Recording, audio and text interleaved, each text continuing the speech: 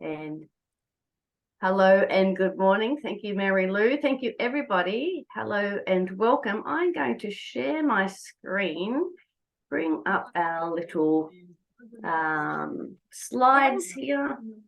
Hello and welcome, everybody. Great to see you. We are at Tidy Today, Ready Tomorrow. All about getting ready for emergencies and death.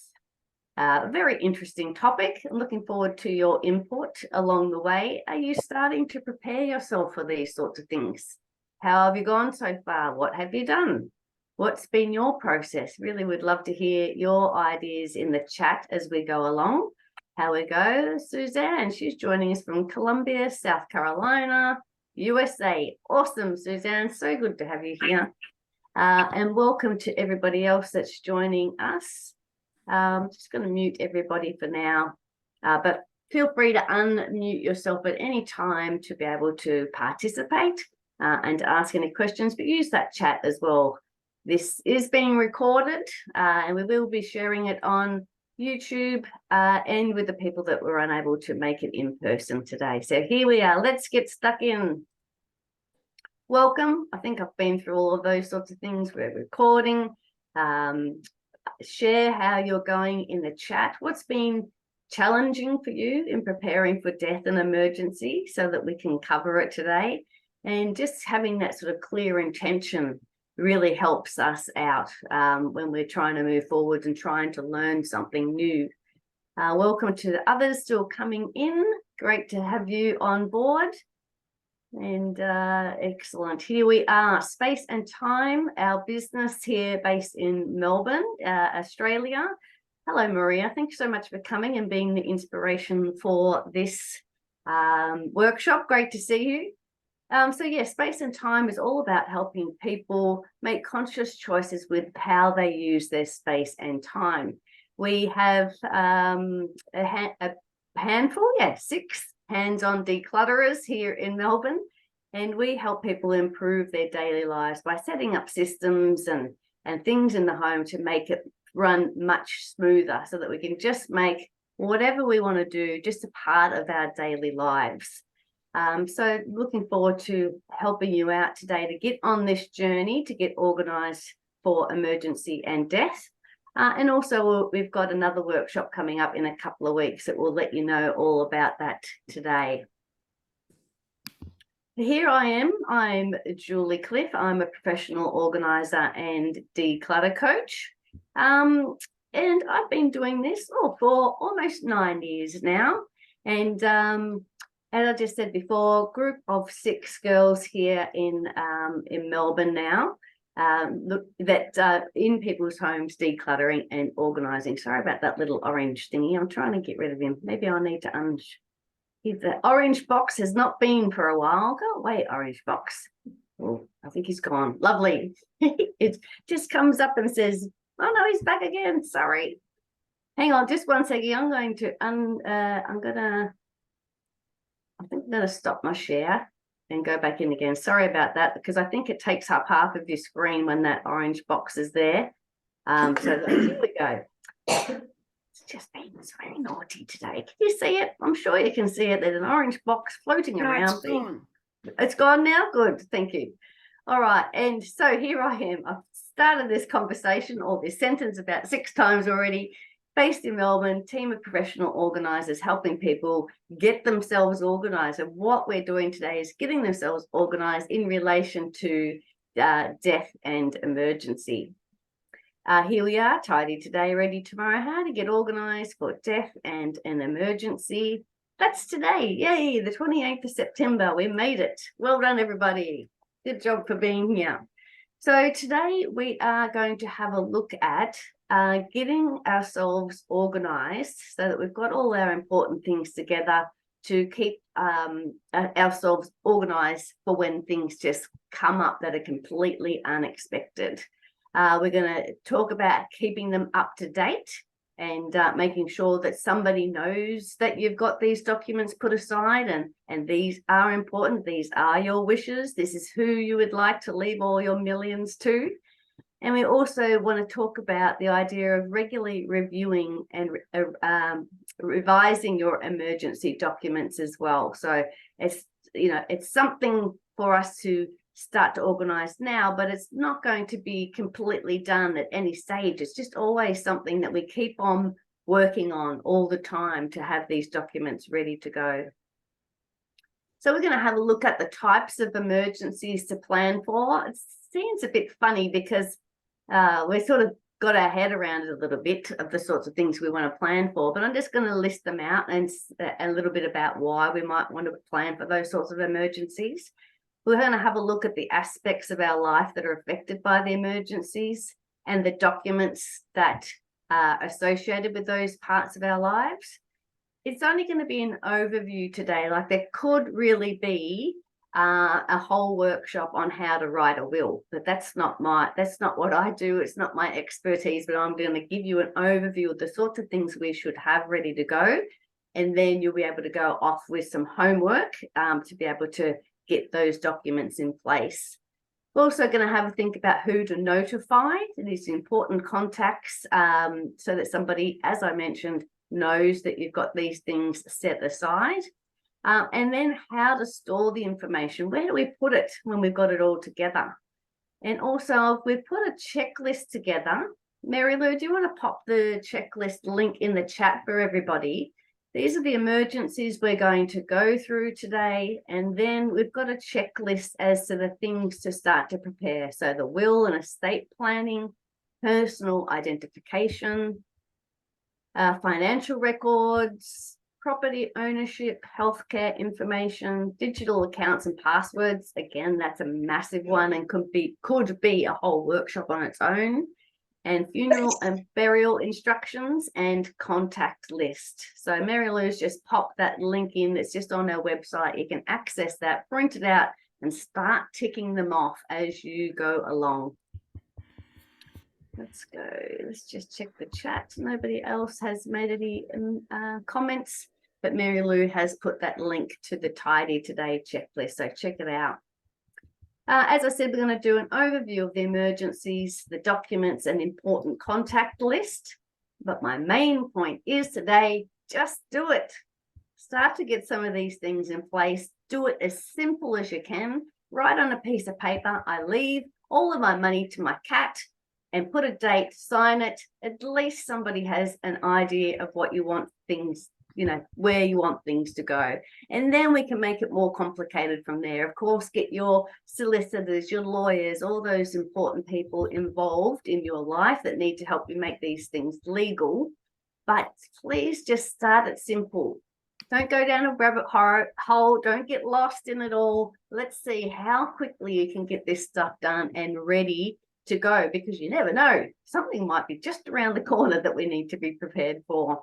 And as I said, that last point there, delve in deeper when you have the basics. At least if you've got a list of all these important things somewhere, it's a very, very good start. So here we go. We're going to jump in. Please, as I said, use the chat if you've got any questions. What has been your challenges when starting to get these sorts of things sorted out? So we're going to jump into the types of emergencies to plan for. As I said, some of these are a bit of a no-brainer, but some you might not have even considered either. So let's just have a look. We're going to look at, just briefly, medical emergencies, personal emergencies, natural disasters, severe weather, financial crisis, and technological crisis. So it's all doom and gloom today, but we're being proactive so that the people that we leave behind, or people that we leave behind if we pass away, or the people that are having to cope with the emergencies, like if we were unwell, at least they've got some sort of guidance to get the outcomes that you would like, and makes it much easier for them. They're not having to wade through your whole filing cabinet looking for things. All right, so let's have a look at medical emergencies. Of course, somebody might end up having a heart attack, chest pain requiring immediate medical attention. So it might be handy if you have had sort of heart problems in the past, that you've got a specialist contacts nearby, and all your information, a medical summary.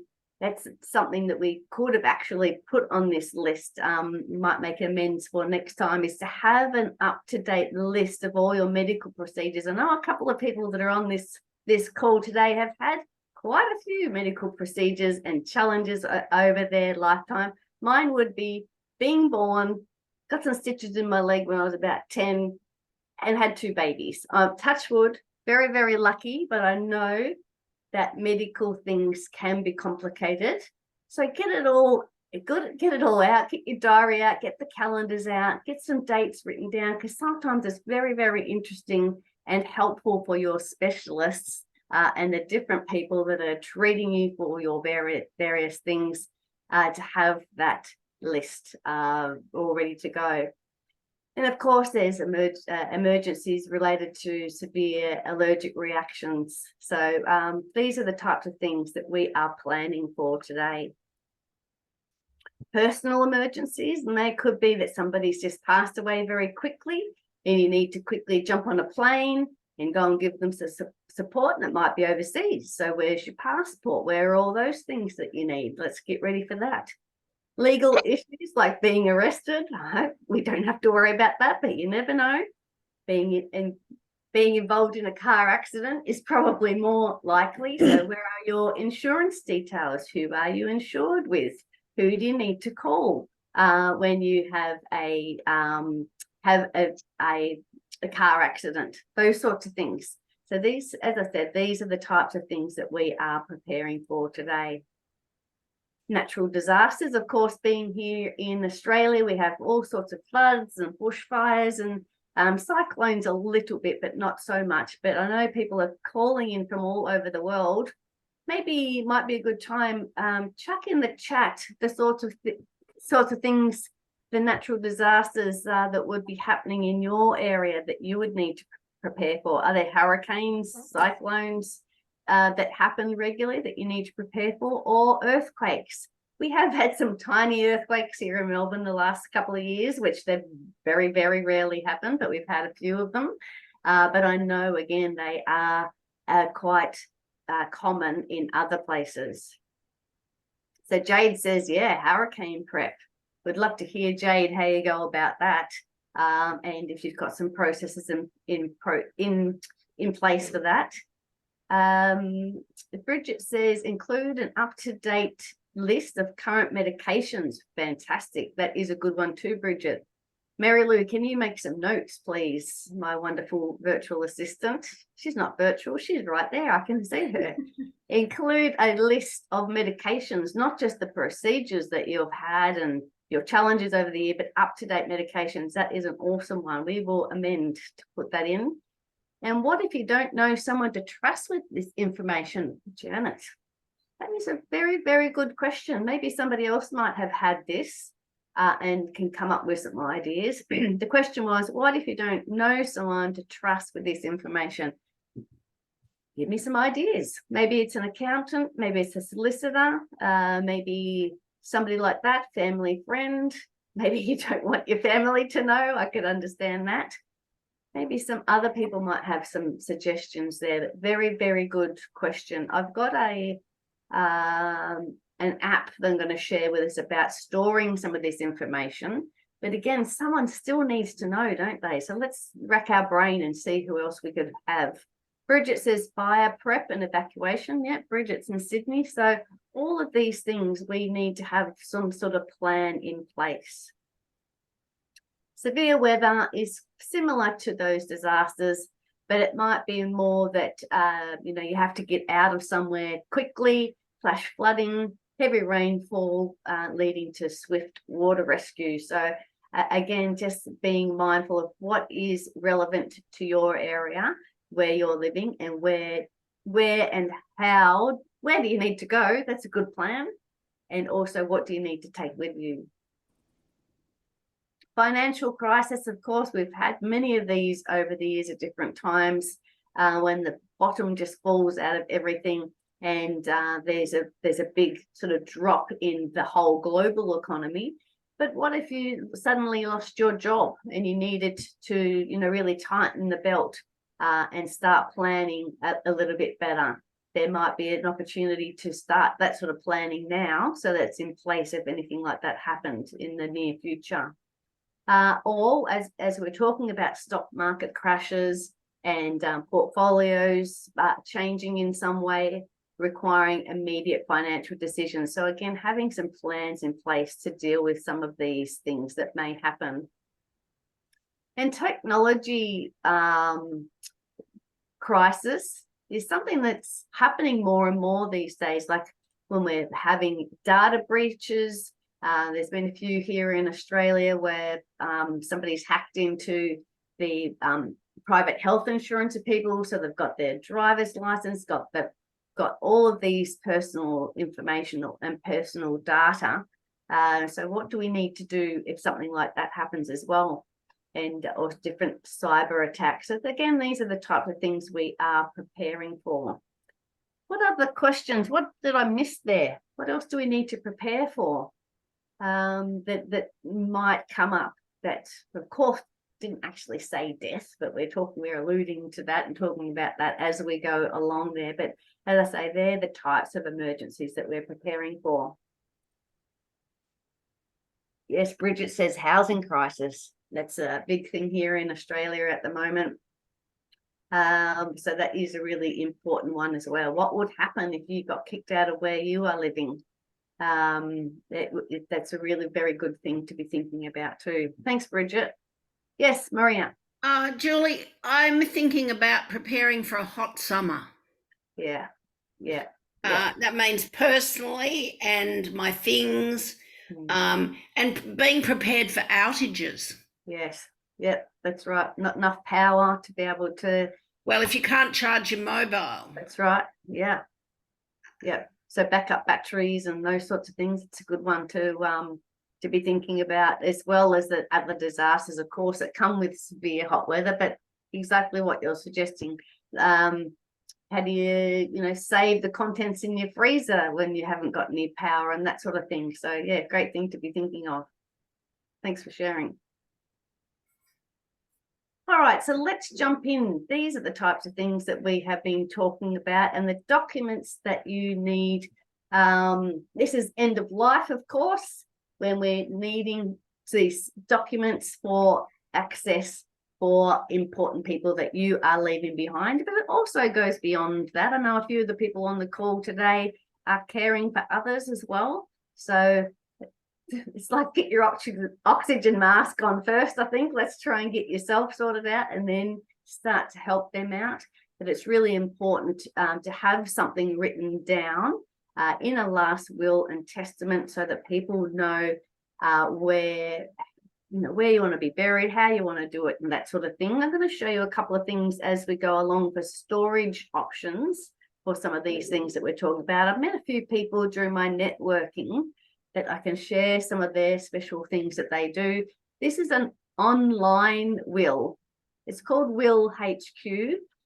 They started in Victoria, I think, definitely in Australia, and it's all can be done online. It's been a very long, complicated process because there's different requirements, of course, across our different states here in Australia, but not to mention around the world, but it's slowly growing. So check it out, willhq.com, but you can go through and actually write your will here. And some of the reasons why you might want to have a will is Prince, the musician, one of my favorite people in the world, died in 2016. It took 6 years and $1 million in legal fees and dozens of court visits to settle the estate in August 22. So only just last year. Some of his siblings will never speak to each other again. And so family conflict over not having a will is just, too hard to think about. So have a look at willhq.com for an idea of being able to just get a will done. It's all legal as long as it's in your area. Just check that wherever you are based in the world. So just thought I would share that one with you. Thanks, Mary Lou, for sharing that link in the chat if anyone needs it. And another one that's important as well to be thinking about and is the living will, which is the advance care directive. So what happens if you do have a heart attack or something like that, and you need to have the other people around you knowing how you want to be treated? Do you want to be resuscitated and all of those sorts of things? This is the Victorian link I've got here in Melbourne, Victoria.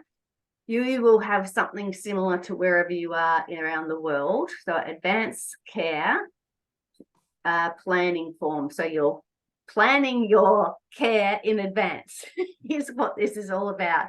So they've got forms here. I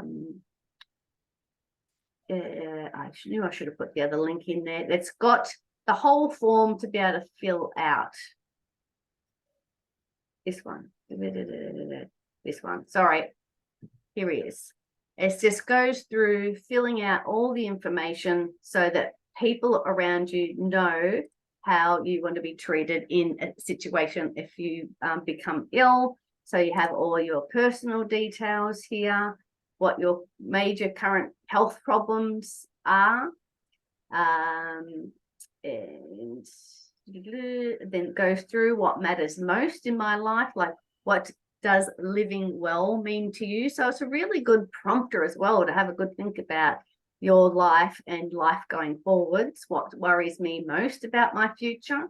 So I would think that wherever you are in the world, as I would say, there would be something similar to this that you can plan going forwards. Again, this is a whole session. We could sit and go through all the intricacies of this, but we'd love for you to have a look out there for a living will or something like this, the Advanced Care Directive, and looking up there. And thank you, Mary Lou, for that link as well. But just get it out, have a look, get it signed off, make sure somebody knows where it is and what your wishes are. Again, it could be a whole session of its own. And of course, having a power of attorney for your finances and healthcare. If you come to a position of being unable to make some decisions for yourself, making sure you've got the right people in line to be able to start making those decisions for you. If you become unwell, lose your faculties, through dementia, something like that. My husband and his sister, power of attorney medical for his auntie, because she doesn't have any family members, so that's their responsibility, and she's often updating us to let us know what's happening with her, and if she's going in for operations and that sort of thing. So get that sorted out. As it says there, for storing your will, your living will, and these power of attorney documentations, you could have a secure location like a fireproof safe, safety deposit box at the bank or wherever you may be able to find those safety deposit boxes. Or, oh yes, here we are, secure my treasures. I almost forgot about this one. This is only new. I only just found out about this one during the week. It's actually started by a lady just around the corner from here in Kew in Melbourne. Her name is Shah. I've got a business card here. Excuse me a sec. And Shah started this to have a central place to be able to put a lot of these documents. So this might be very interesting for you all. We were asking before about where can we put all this stuff and make sure it is safe. You can log in, you can allocate your trustees, I think she calls them, and have passwords, and everything can go in here. So you would go in to sign up. Let me go to the spot where it says exactly what it is. I think it's in this next one. So it's all about empowering you to stay in control of your personal information. The technology is right at the start. It's very safe, just through the different logons and the two-factor identification and those sorts of things. So you can put all of your information into a chest, they call it, and have 3 different people, 3 trustees, to be able to have access to your stuff. So we're talking about before having filing cabinets and things like that. Well, maybe somewhere like Secure My Treasures might be a central location you can put all this important stuff. And I'm sure there's others out there. I didn't have a chance to be able to look up others, but there may be other secure places like this. So check it out. securemytreasures.com. As I said, developed by a lady just around the corner here in Melbourne. Check it out. Might be very, very handy. All right, so that was all about will and estate planning documents. Personal and identification, making sure you know where your birth certificate is. For, we need it for more things than we need. And sometimes if you can't find it, it does take a bit of rigmarole to get another copy of it. Even if you're ordering it online and that sort of thing, I think it still takes a little bit of time to process. So it's good to be able to have these things in a central location, maybe like Secure My Treasures, and have those in one spot. Different sorts of identification, social security cards, your passport, or different government ID. Just having them all in the one spot. Again, it might be a safe place at home, like your filing cabinet or a locked drawer or a portable file organizer. So, like a concertina file that have got the different slots in it, and that's just all your personal information. It's a tricky one. Again, it needs to be secure. Don't really want somebody just coming in and picking up your whole life in one hand, but knowing where these things are is pretty important. Let me know in the chat. Do you know where your birth certificate is? Do you know where your passport is? I don't have a passport. I've never been anywhere, but maybe I should start organizing one and then plan some trips away. But keeping the dates in mind as well, like with a passport, it can be expensive to have to redo the passport. And again, it takes time too. Someone invites you off to a party and you've gone, oh no, it's out of date, and having to get one. You might not be able to go to Bali or wherever that occasion is. So keeping this personal identification up to date is important. All right, what about financial records? Important things, again, bearing in mind, if somebody's trying to find these things when you've passed away, let's do them a favor and have them, the important ones, in one particular spot. It might be a great time to do some decluttering as well. This one says bank account information. They probably don't need the last 20 years of your bank records, so maybe we could let some of them go and do some decluttering as we're going. But just knowing what those accounts are, what the passwords are. We'll talk about passwords and those sorts of things shortly. But where are they? How many of them are there? Which bank is it with? And having some sort of, through those power of attorney documents for you to, the other people, the people that you trust. Keep in mind, everyone, we asked the question before, who you might use if you haven't got anyone that you could trust. Got any thoughts there on who you might pass this information on to? So having good records of your bank accounts, investment account information, insurance policies. Again, we were talking about before what happens if you have a car crash, a flood, something like that. You want to be able to get on top of it promptly and know where that information is. Retirement account details and debt information. So having one spot, again, to be able to put these sorts of things, a filing cabinet, secure cloud storage, or encrypted USB drive, again, with somebody that knows how to access all these things on your behalf. All right, I'm just going back to the chat. Jade says, I just recently found my birth certificate after I thought it was missing for over a year. Yay, Jade, I'm glad you found it. Awesome, because it can be a little bit of rigmarole to go back and reissue those sorts of things. So good on you. I hope you put it somewhere nice and safe now. Janet says, yes, I know where my social security is, passport, birth certificate, marriage, and divorce certificate. Good on you, Janet. I'm glad you know where all those things are. That is fabulous. And there's one more chat, I think. Where's he gone? Bridget says, I'd probably try a solicitor. She's coming up with some suggestions if you feel you don't have a person that you could pass it on to, Bridget says a solicitor, and have something at home about how to contact them in an emergency. Bridget, I love that idea. And Leslie, hi Leslie, great to see you, says, yes, I would think a solicitor would be the best person to hold your info. Excellent. Great job, team. Let's go on to the next one. What do we got next? Property ownership.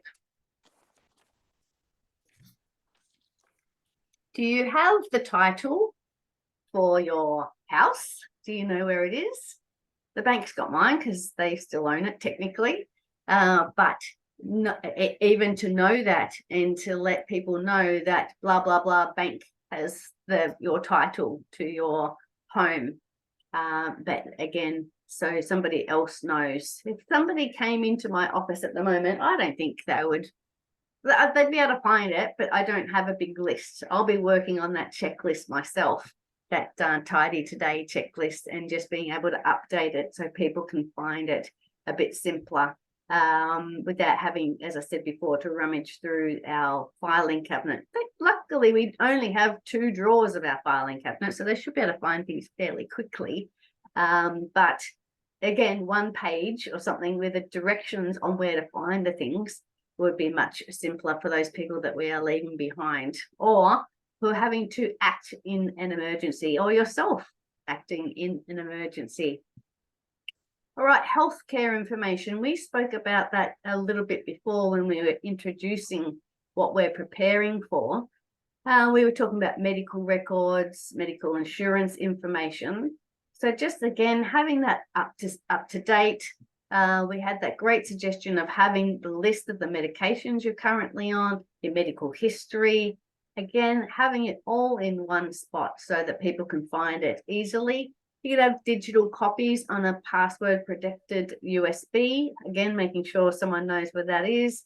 Secure cloud storage, or give it to a trusted person like the solicitor that we were talking about. Yes, Marianne. I was just thinking, often your GP will print out a list of your history and your medications. Great idea. That would be a nice, easy way of doing that. That's useful. Also, if you have a chronic illness, you can ask your GP to do a care plan. Okay. And that's very detailed, where it names all your specialists and what you're up to in each area. Awesome. Thank you. That's good to know. Excellent.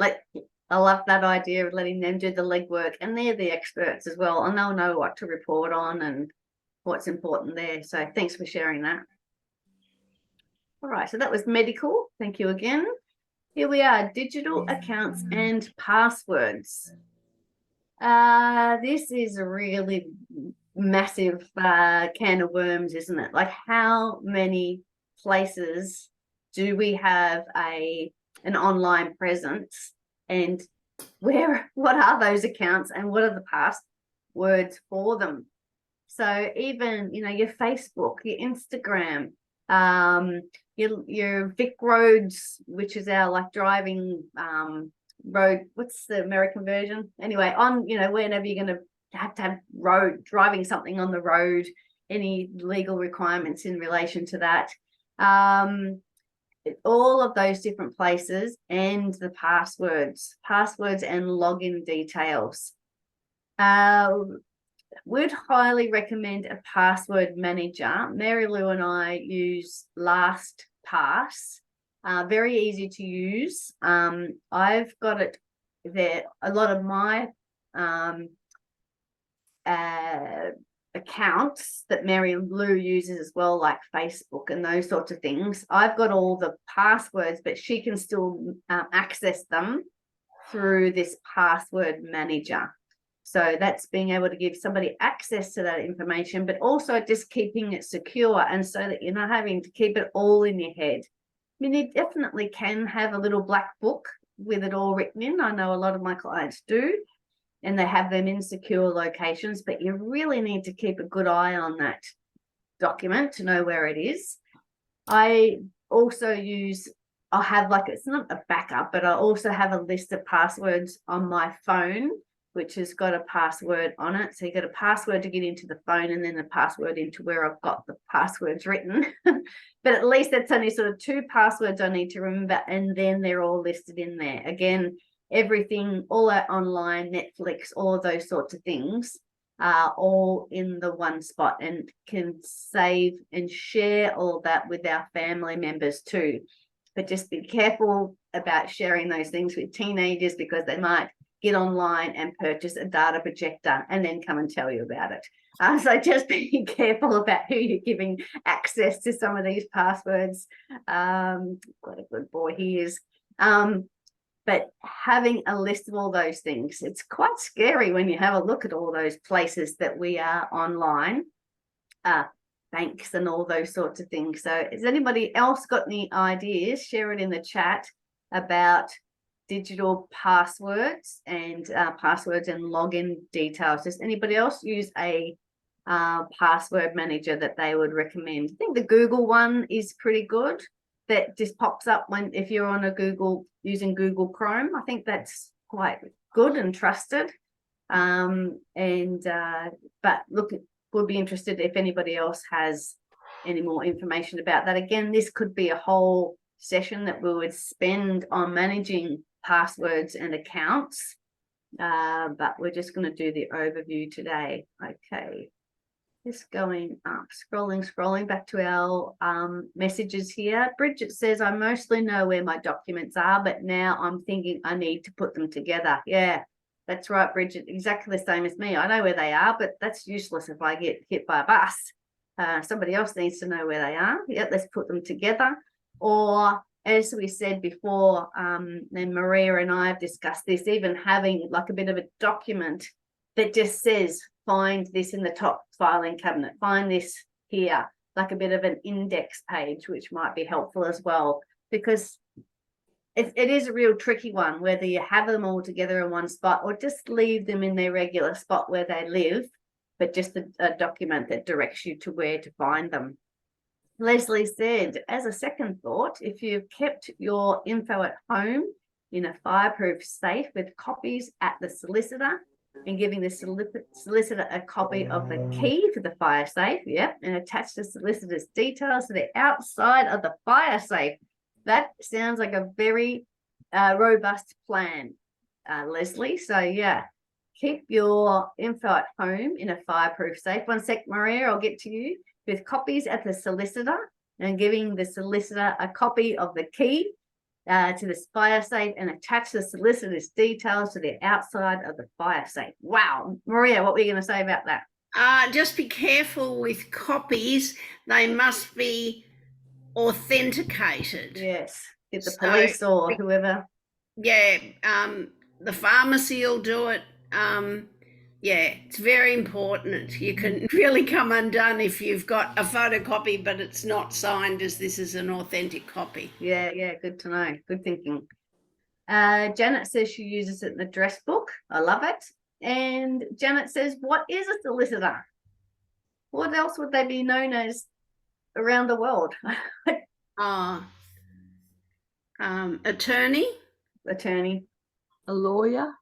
Yep. Isn't that funny? I just thought a solicitor is a solicitor, and they were saying around the world. But thank you for asking the question. All right.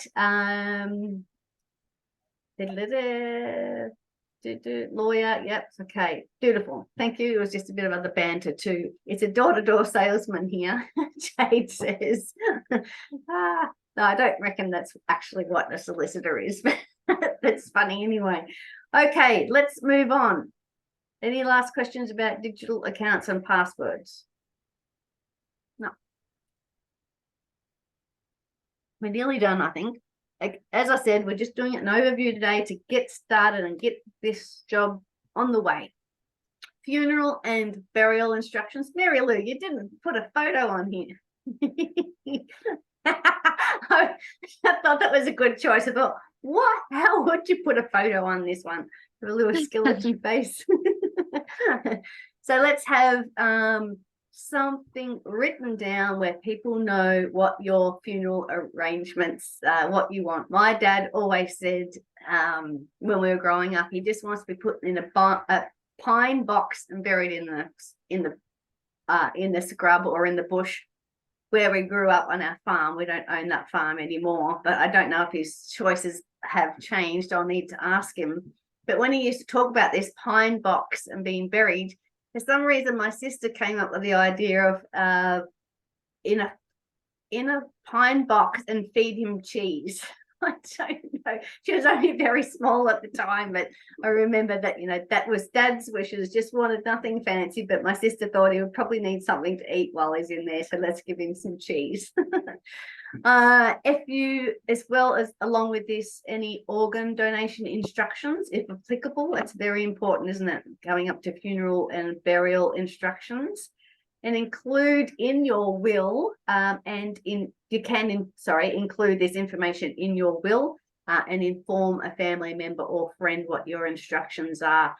And gee, you would really hope that somebody would follow those instructions. I mean, you're probably not really going to care if you're not around, but I do know of some instances where the person that passed away said they wanted something else, and the family went ahead and did something else, which is a bit cheeky, but. Anyway, let me have a look what else is in the chat. Google says, Google, we're talking about going back to passwords. Thanks, Leslie. Going back to passwords, Google seems to be fairly safe for passwords, and many of the computer security systems like Norton have a password manager. Nice. And thank you also for sharing the servicesaustralia.gov.au Australian Organ Donor Register. Get on the list, hey? Sounds like a great idea. Thank you, Leslie, for those sharing those couple of things. So yeah, funeral and burial instructions, get it written down and make sure somebody knows about it. And I think this might be one of the last things we are doing. What about an important contact list? Who would you like to notify when you pass away? There should be a copy of all your nearest and dearest written somewhere so that someone can just pick it up. It might even be in a special contact list on your email. And so that it's just easy for people to know who to invite to your funeral or to even contact. So 2 different things here. If you passed away, there would be a list. Please invite these to your funeral. But important contact list as well goes back to those specialists, your solicitor that we've said, or your lawyer or attorney. All these important people in your life that other people might need to contact in an emergency or if you have passed away. So put some of those things together on a contact list, 1 page with all of their contact information, their name, their phone number, their email address. Perhaps is probably more than enough information, and why you've put them on the list, and explain when they might need to contact them. So keep that information up to date. I have thousands of people in my phone, and a lot of them I don't talk to anymore, so it's due for a bit of decluttering. Get in there and get them through, get them decluttered, but also to think about tagging them some way or putting in some groups of the important ones that people might need to contact if, again, something happens to us or we pass away. So that was the contact list. So in summary, organising for an emergency, getting these documents together is crucial. Keep them up to date and inform a trusted person and be prepared for any situation. So as we said right at the start, it is something I would love you to start. I want you to start nice and simple. Like I said, about leaving all your worldly possessions to your cat.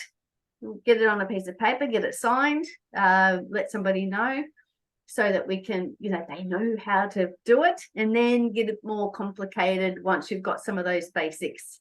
Otherwise, you might just get bogged down in some of this paperwork that's associated. So to keep it simple.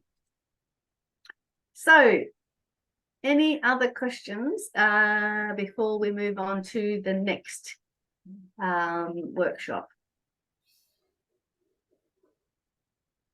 Don't see anybody with their hand up. Pop something in the chat if you've got any. Did I miss anything? What did I miss? What have you got sorted out? Where are you keeping all this important information? We'd love your feedback here. I'll just give you a minute or so and then we'll move on. And we're nearly wrapped up.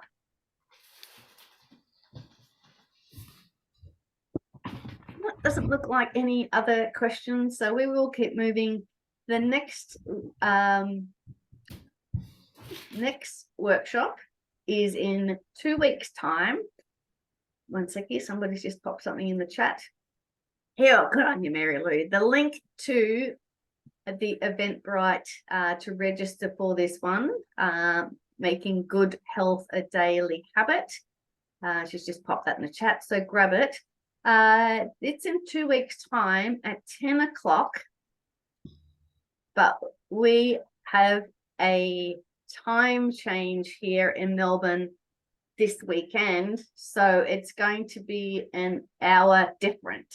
So just check if you're joining us from overseas, just do a bit of a conversion on Google, so that you know what time to turn up, because the next one will be at a different time. It'll be an hour different. I think we're going forwards. I can never figure it out. Just let Google figure it out for you. But looking forward to sharing tips on making good health a daily habit. This is something that I've been doing since I was a very small person. Just getting up, doing my exercise early in the day, or finding a time that suits you to be looking after yourself, getting your steps in.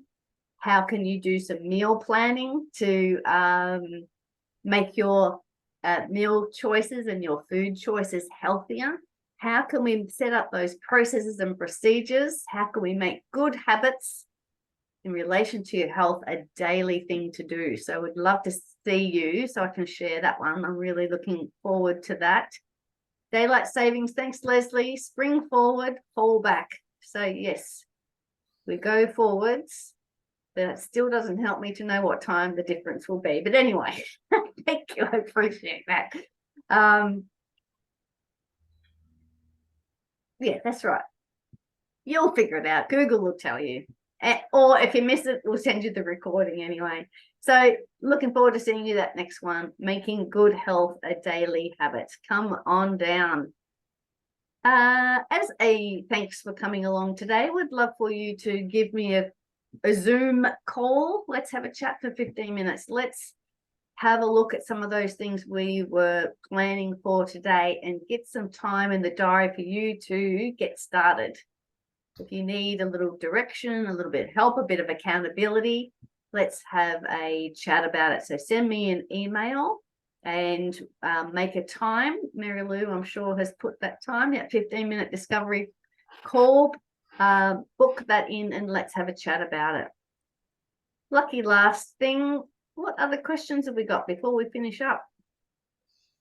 What was the most helpful part of the day?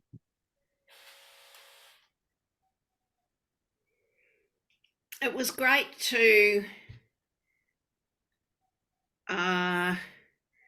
have a lot of the stuff that's jumbled around in my head on an ordered couple of sheets of paper. Yeah, good. And yeah, we thought that too, that so make sure, if you didn't already, but Mary Lou will send it out with the recording this afternoon, the link to that task page. It's great. Yeah, she's going to send it this afternoon. So it's just how to prepare for emergency. That task list that I first went through, we'll send you a link to that. So you, and like you say, it's got all the bits there just to keep you on the straight and narrow, so you don't go down too many rabbit holes. Any other feedback? Did I miss anything? All right, well, let's wrap it up. If you do have any questions, send me an email, julie@spaceandtime.com.au. Thanks, Janet. Certainly a lot of information. I'll be watching it again. Great idea, Janet. Get started and then come back, rewatch and see which bits you need to brush up on. That's a great idea. Looking forward to seeing you in 2 weeks' time. Fire safe. Aldi had fire safes on sale yesterday in Sydney. Leslie said, that might have been a bit of a omen. Better get yourself a fire safe. Bridget says, brilliant, thanks, Julie. I'm keen for a checklist to start getting organised. Yeah, good. Mary Lou, do you want to just quickly share that checklist link in the chat again? People can just jump in there and copy and paste it straight away. But as we said, this afternoon, we will send it out, but you can welcome to copy and paste it right now. Go to the website and go to the link and print it out. Janet says there's now a soft case fire case, easier and lighter to grab and go. How does that work, Janet? That sounds very interesting. Wonder what it's made of. Soft case. So rather than a big hard filing cabinet type thing, it's soft. I have to look that up. Thank you for sharing. Any other words of wisdom? Thanks, Mary Lou, for that link for the Tidy Today checklist. Looking forward to seeing you all again, or let me know if you've got any other questions. Take care. See you soon. Thank you. Thank you. Thank you, everyone. Thanks, everyone. Bye-bye. Bye. Bye. Thank you. Si